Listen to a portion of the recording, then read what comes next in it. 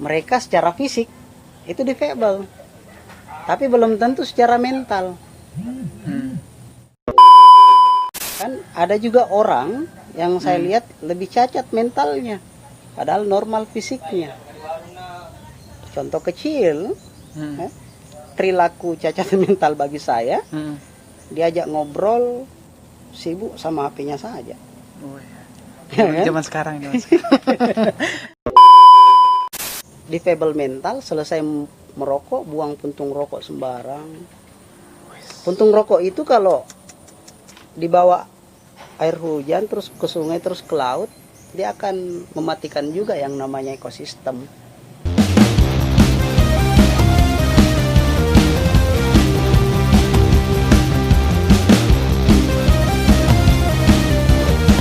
Teman-teman juga bisa like dan subscribe, share lagi, supaya konten-konten YouTube seperti ini bisa semakin besar, bisa semakin banyak, memberikan edukasi kepada teman-teman, melihat bagaimana orang-orang yang mencoba berbuat, mencoba memberikan inspirasi, mencoba berbuat untuk hal-hal sosial, seperti itu. Dan konten YouTube ini juga bisa tetap berjalan karena banyak like dan subscribe. Itu untuk mensupport, salah satu cara mensupport. Begitu teman-teman. Oke. Hey, assalamualaikum. Jumpa lagi dengan saya Akmal Maksimal YouTube channel. Hari ini saya bikin podcast lagi dengan seseorang yang bisa dibilang berpengaruh lah. Saya taunya itu panggilannya Kak Madi. Nama panggilan apa nih bagus Madi. Oh, cuma Madi. Panggil Madi saja. Oh, panggil saya. Lebih apa ya? Lebih santai. Oh, lebih santai. Oh, Kak Madi. Kak Madi, apa kabar Kak Madi? Alhamdulillah, so far so good. Pokoknya kalau bertemu dengan Akmal yang maksimal, cakepnya maksimal, saya pasti tetap maksimal. Oke, well, apa ini? Ini apa? Ini kan soal podcast ini, bagaimana caranya supaya kita mau mengedukasi sebenarnya. Karena kan saya ketemu sama senior, jadi harus edukasi. Kalau sama temanku yang muji sama cala. Kalau video-video kemarin kan muji sama cala. Ya, yang penasaran kayak ini karena soal teman-teman difabel ini. Oh, penasaran? Iya, penasaran. Kenapa bisa tiba-tiba Kak Madi, karena Madi ini. Kak Madi berpikir harus merangkul teman-teman difabel. Bagus sih pertanyaan Kak.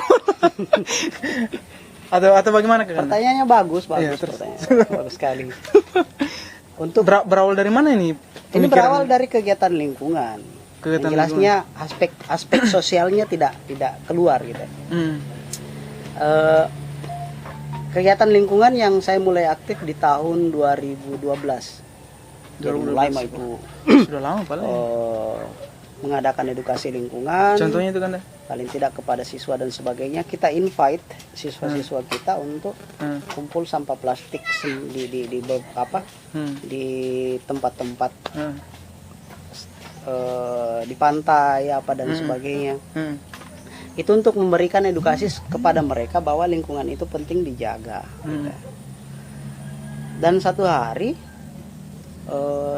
sambil juga kita punya kegiatan bahasa Inggris, jadi anak-anak itu datang belajar bahasa Inggris sampai tinggal 2 minggu di rumah. Yang teman-teman difabel itu? Oh, yang ini, yang siswa ini. Oh, yang siswa. Di 2018 akhir, satu saat kami pergi mengadakan kegiatan pembersihan pantai, pembersihan kota dan sebagainya. Saya melihat salah satu difabel. Salah satu difabel berada di satu rumah di pekarangan gitu. Mereka secara fisik itu difabel, tapi belum tentu secara mental. Karena perilaku secara mental justru saya mau mengatakan ada juga orang yang saya lihat lebih cacat mentalnya, padahal normal fisiknya. Contoh kecil, perilaku cacat mental bagi saya, diajak ngobrol sibuk sama HP-nya saja. Zaman sekarang. Zaman sekarang. Itu yang saya anggap cacat mental. Terus ngobrol lagi, eye kontaknya tidak ada.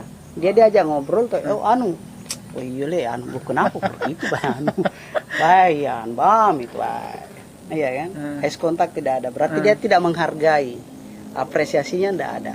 Sementara untuk berbicara itu memerlukan pikiran, orang menguras pikirannya untuk mengeluarkan apa yang dia katakan, itu harus dihargai juga. Orang tidak asal berbicara juga. Nah, kembali ke difabel.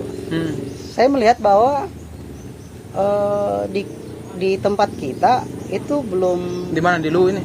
Iya, belum terlalu dimaksimalkan, karena kita harus berawal dari lingkungan kita dulu, sebelum memikirkan difabel yang ada di Jakarta, difabel yang ada di tempat lain dan sebagainya kan, harus di sekitar kita dulu gitu.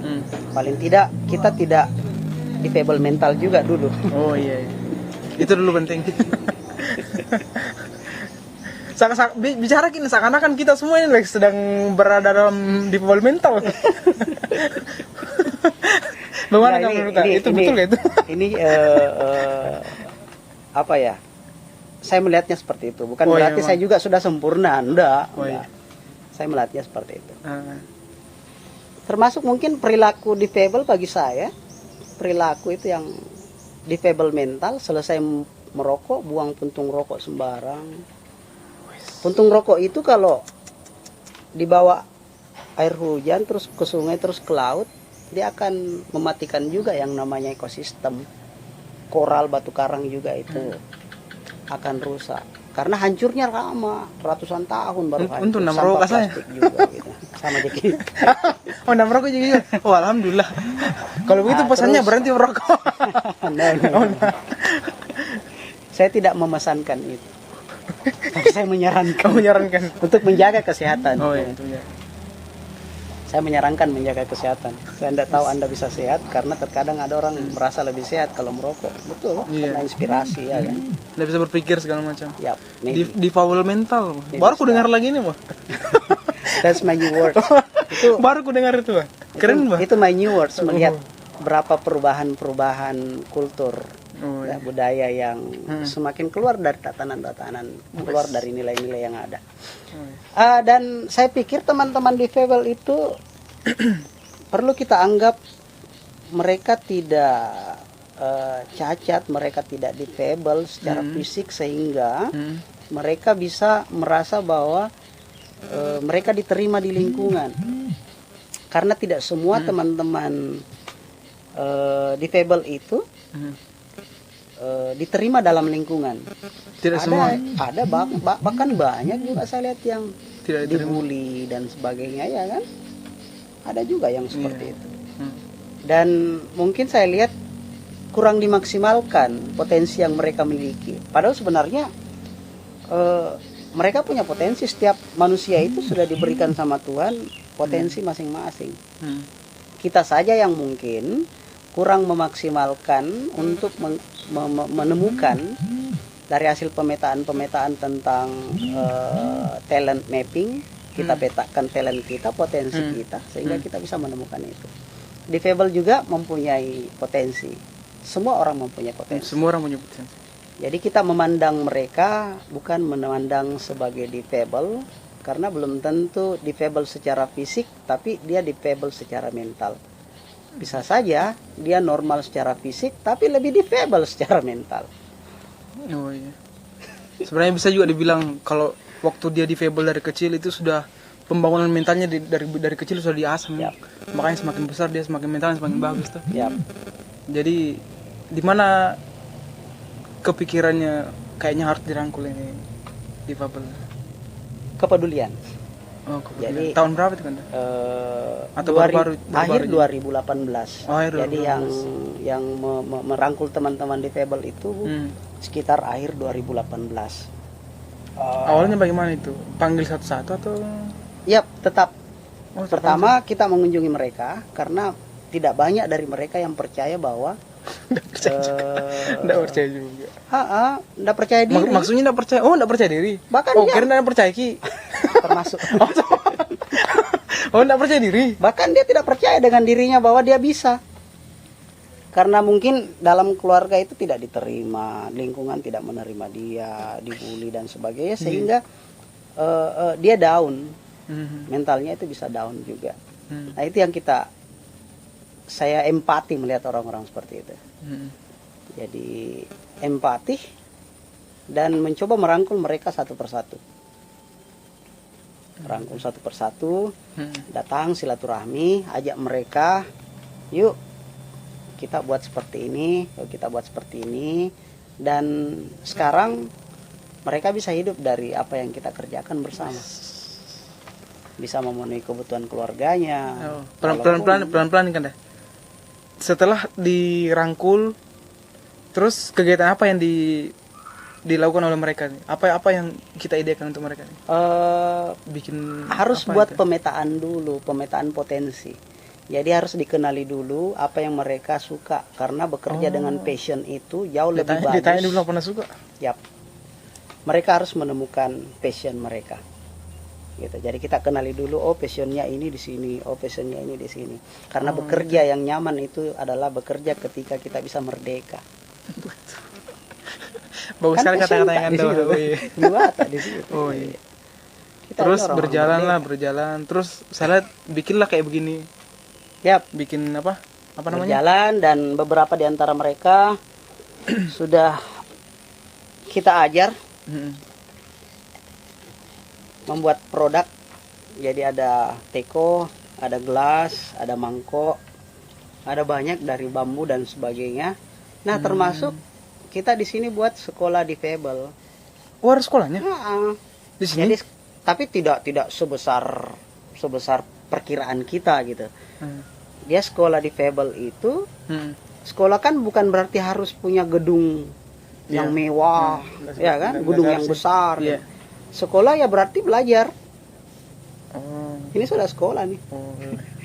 Ini sudah sekolah juga. Mungkin akademi. Kita buat sekolah. Sekolah. Untuk mengupgrade apa yang mereka bisa, gitu. Yap. Dan akhirnya beberapa di antara mereka mau ikut bersama bagaimana kita buat kreasi-kreasi untuk produk ramah lingkungan. Jadi produk ini untuk menggantikan penggunaan plastik.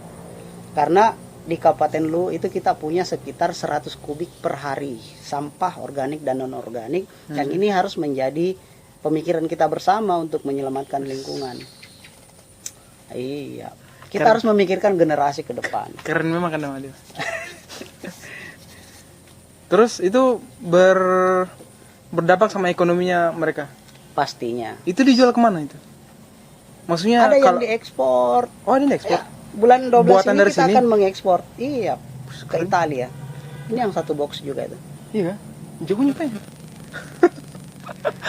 Jadi ada pengiriman di beberapa daerah, termasuk Masamba, di tingkat lokal dan sebagainya. Kita juga sudah mengadakan pengiriman ke luar negeri. Dari promosikannya lewat apa itu kan?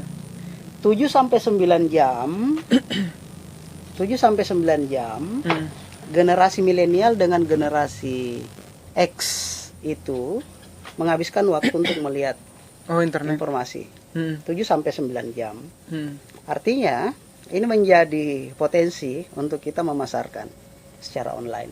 9 sampai 15 jam generasi Z itu lebih banyak menggunakan HP, main game dan sebagainya gitu.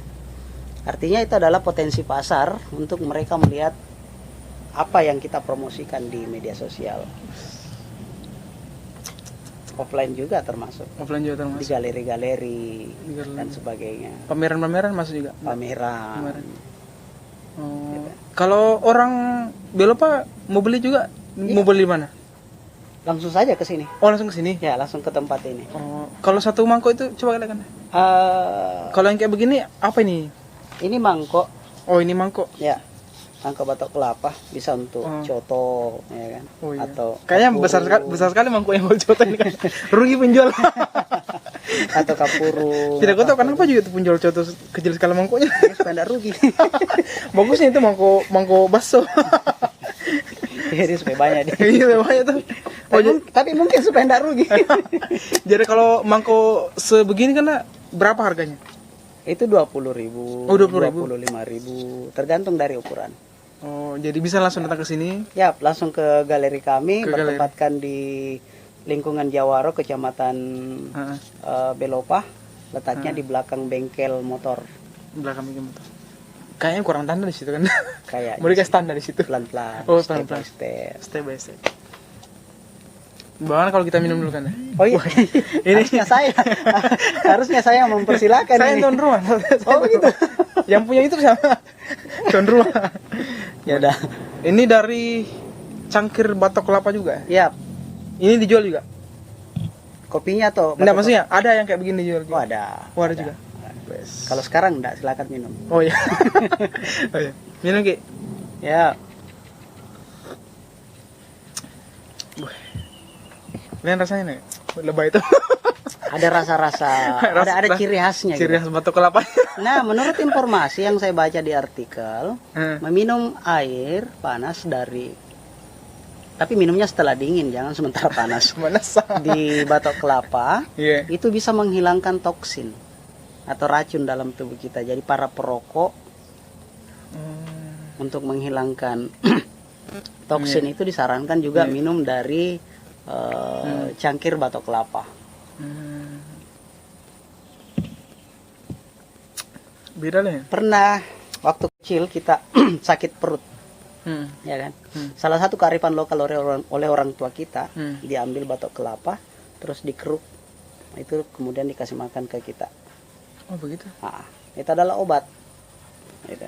Jadi batok kelapa ini sebenarnya obat. Ketika kita minum dari wadah itu gitu. Keren sekali pemirsa, sampai ke Italia. Biasa. Terus kalau ada teman-teman difabel yang menonton ini, terus mau datang ke sini belajar bagaimana itu? Bisa sekali, silakan. Oh bisa sekali. Menghubungi kami di bawah nomor ini. Wes. Ini ada nomor. nanti saya tampilkan IG-nya kan, bisa langsung DM saja kan? Betul, bisa langsung DM juga. Oh DM juga. Silakan langsung datang berkunjung untuk kita mencoba bagaimana teman-teman juga bisa belajar dan mendapatkan hasil dari pembelajarannya itu. Kalau bukan difabel, maksudnya termasuk.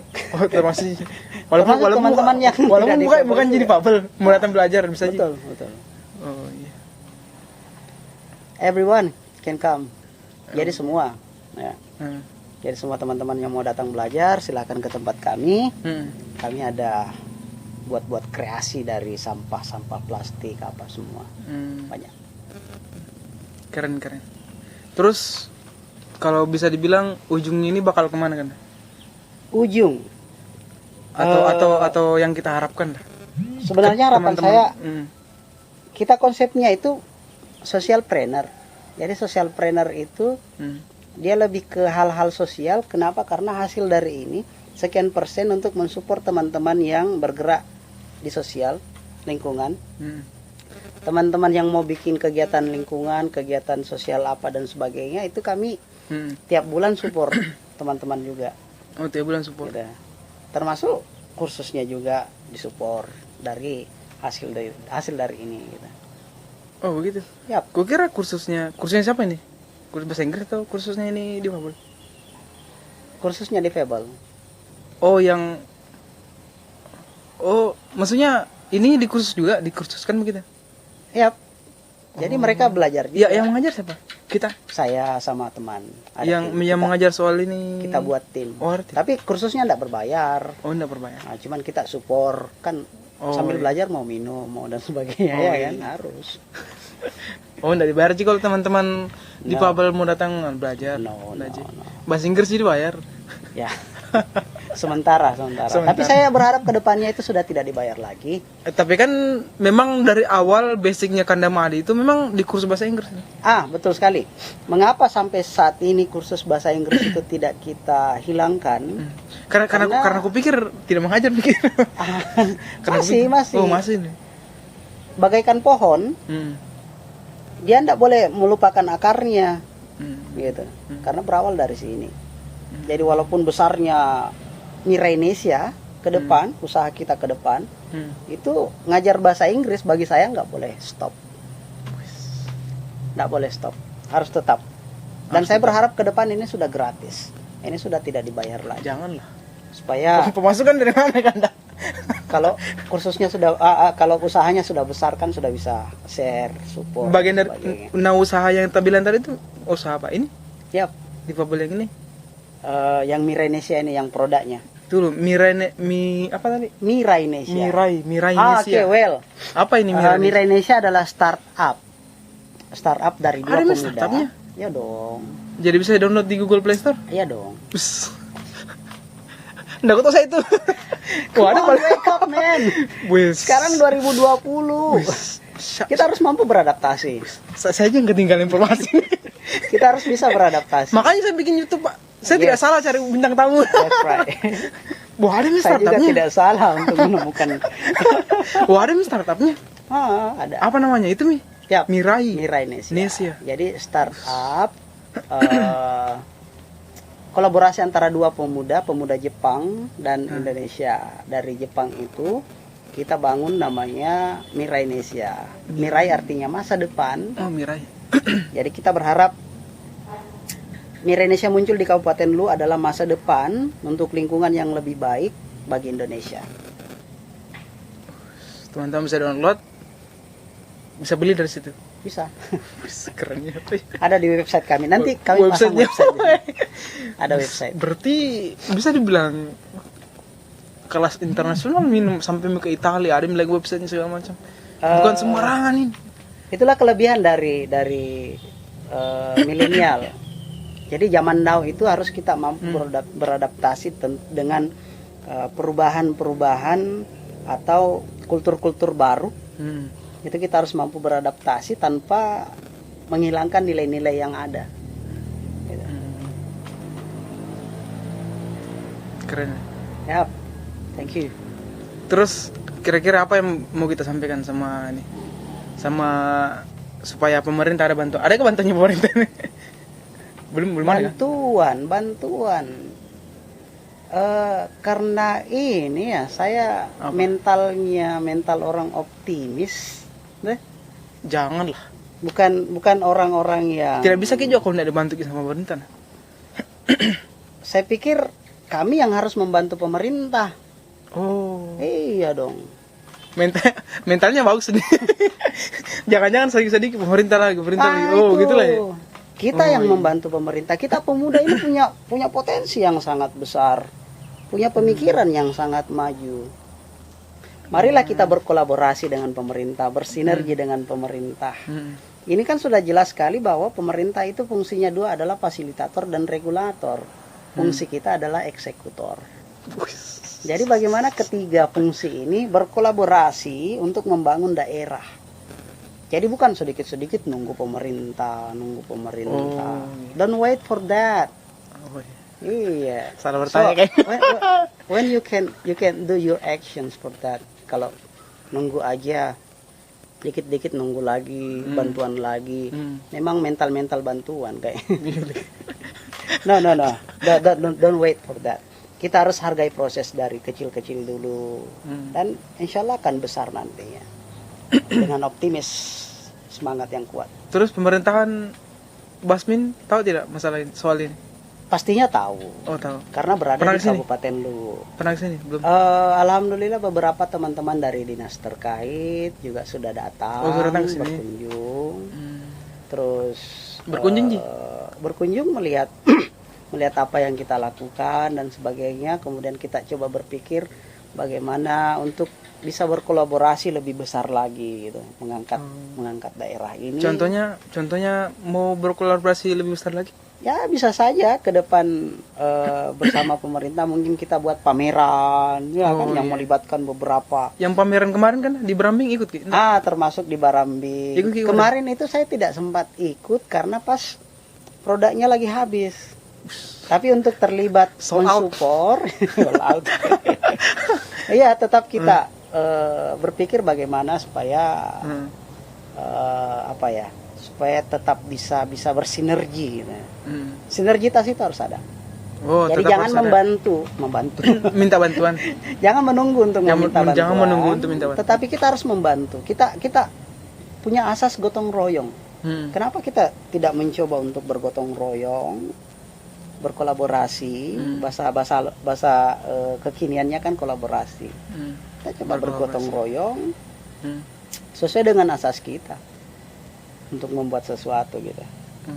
Mungkin kurangnya gotong royong, kurangnya kolaborasi karena keakuan, ego-ego dan sebagainya. Hal seperti itu perlu kita keangkuhan dan sebagainya. Supaya bisa lebih kuat lagi, seperti sapu lidi itu tak bisa kalau cuma satu. Dia harus dikumpulkan menjadi satu kesatuan dan akan lebih kuat lagi gitu. Kalau begini kan dah. Yap. Apalagi yang mau kita harapkan ke depannya akan kita bikin lagi yang belum dibikin. Sekarang kan kita fokusnya di sampah organik. Ini organik nih. Berikutnya ada non organik. Jadi sampah plastik itu kita nanti juga akan bergerak bagaimana supaya dia tidak dinilai jadi sampah saja, tetapi bisa menjadi produk. Bisa menjadi kursi, bisa menjadi meja, mebel dan sebagainya. Itu. Ya, sampah plastik itu bisa. Jangan dilihat menjadi hal yang negatif karena dia sampah plastik, tetapi ketika dipandang dengan mencoba memaksimalkan apa yang ada pada benda tersebut, itu bisa menjadi produk yang menghasilkan uang. Itu yang penting. Ya, itu penting juga. Kan dah, sampaikan dulu kan dah sama anak-anak muda yang difabel mental mental difabel. Saya tidak mengatakan mereka difabel, teman-teman difabel enggak. Tetapi saya cuma menggambarkan bahwa difabel mental itu seperti ini. Seperti itu. Bukan berarti saya juga tidak. Nah, itu cuman bahasa-bahasa memperhalus gitu. Mengingatkan. Mengingatkan. Nasihat orang tua loh. Ya, nasihat orang tua. Itu Mbak tadi. Yang itu tadi kayak apa? Itu kata apa? Untuk sekarang gini, anak-anak milenial. Untuk teman-teman pemuda, pertama. Karena kan penontonku ini kan dah 18 ke 24. 18 ke 24. Paling banyak itu. Oke. Teman-teman sekarang zamannya. Itu kan milenial kan? Hah? Milenial itu apa? Oh iya dong. Milenial. Milenial. Ya. Teman-teman, saran saya, pertama, sekarang zamannya bukan lagi bagaimana menjadi yang terbaik, menjadi yang terhebat, ya kan? Sekarang zamannya berkolaborasi. Bukan lagi tentang ini yang paling hebat, ini yang ranking, ini yang ini dan sebagainya, bukan lagi. Sekarang bagaimana kita bisa membangun kolaborasi sehingga kebermanfaatan atau aspek ekonomi dan sebagainya itu bisa secara kolektif dirasakan. Gitu. Zamannya sekarang berkolaborasi. Apalagi memasuki revolusi industri 4.0 ini, akan banyak budaya-budaya baru yang masuk. Budaya-budaya tentang penggunaan mobile phone dan sebagainya. Itu akan banyak yang masuk ke tempat kita, yang ini perlu mental block ya. Apa lagi itu? Mental block. Itu mental untuk ditahan apa nama ketika saya. Yang negatifnya maksudnya. Negatifnya. Yang negatifnya gitu. Yang positifnya silakan masuk untuk dikolaborasikan dan sebagainya. Itu yang pertama. Kemudian yang kedua, sebelum berbuat, teman-teman saya sarankan untuk tuntas di talent mapping dulu. Talent mapping. Ya, talent mapping. Itu mungkin yang banyak orang tidak tahu nih. Ya. Makanya tidak jarang saya menemukan teman-teman pemuda kegiatannya nggak jelas gitu, nggak selesai ini lain lagi, lompat-lompat dan sebagainya. Kenapa? Karena mereka tidak bekerja, mereka tidak berbuat, mereka tidak mampu menemukan apa potensi mereka. Karena bekerja yang lebih indah adalah bagaimana bekerja sesuai dengan passion kita, agar kita mampu menemukan kemerdekaan kita gitu. Bukan tentang banyaknya, tetapi tentang nilai yang ada di dalam. Karena kita butuh kemerdekaan dalam bekerja dan mungkin sebagainya. Mungkin kemerdekaan maksudnya itu kepuasan diri mungkin. Ya, bisa jadi. Kepuasan. Biar tidak ada tekanan-tekanan ya kan. Itu yang kedua. Terus yang ketiga bahwa itu tadi, jangan menunggu pemerintah. Jangan menunggu. Silakan kita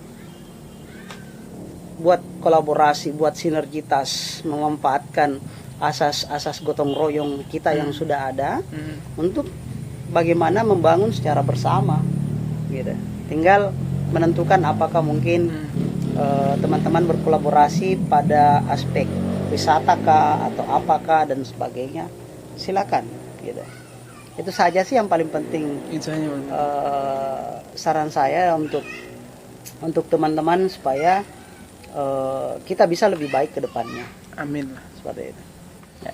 Terima kasih yang sudah nonton untuk teman-teman. Jangan lupa subscribe, share-nya juga. Jangan lupa komen. Siapa lagi yang nanti kira-kira yang saya mau ajak untuk podcast lagi. Terima kasih Kanda Madi. Dan you're welcome. Kanda. Sure. Minum kan? Oke, saya lagi. Minum Kanda. Enak kopinya Kanda. Wah, mantap.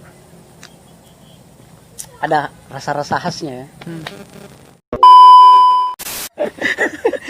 Tinggal apa? Tidak aku tahu semuanya tempat Kanda. Karena terlalu dalam daerah sini Pak ada. Baru bisa kuliah dari luar. Itu dalam ya. Memang kan karena hampir kata dimasuk dari sebelah sana. Nggak aku tahu. Memang kan kita kan sementara pengembangan. Jadi untuk titik lokasi dan sebagainya ya belum terlalu familiar kan. Tapi saya berharap nanti kita punya lokasi yang dekat jalan itu biar lebih mudah kita temukan orang. Gitu.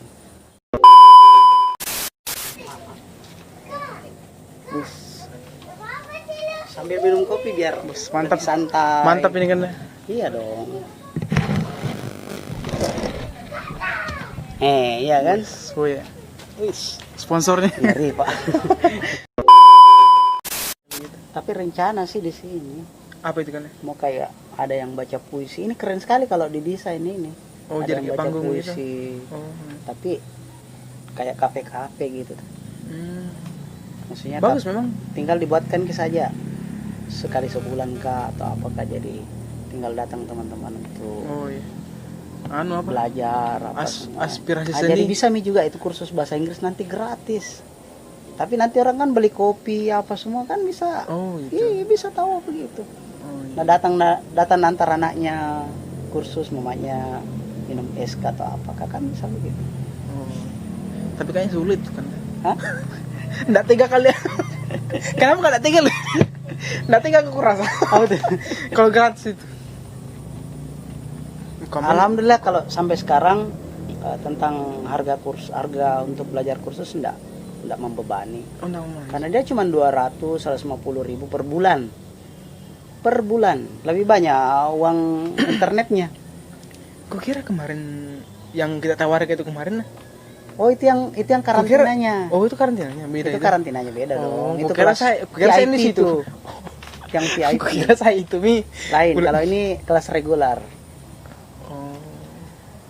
Kalau yang saya tawari kemarin itu dia kelas VIP-nya, dia kelas khusus percakapan terus, speaking terus. Karena memang saya harus hadapi 2 minggu, every day.